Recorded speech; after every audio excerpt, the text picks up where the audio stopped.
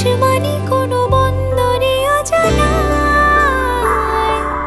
চোখ পড়লো যে তোর চোখে, বোবা কথাগুলো আজ ঠোঁটে, তোর হাতে রেখে হাত পা বাড়ায়।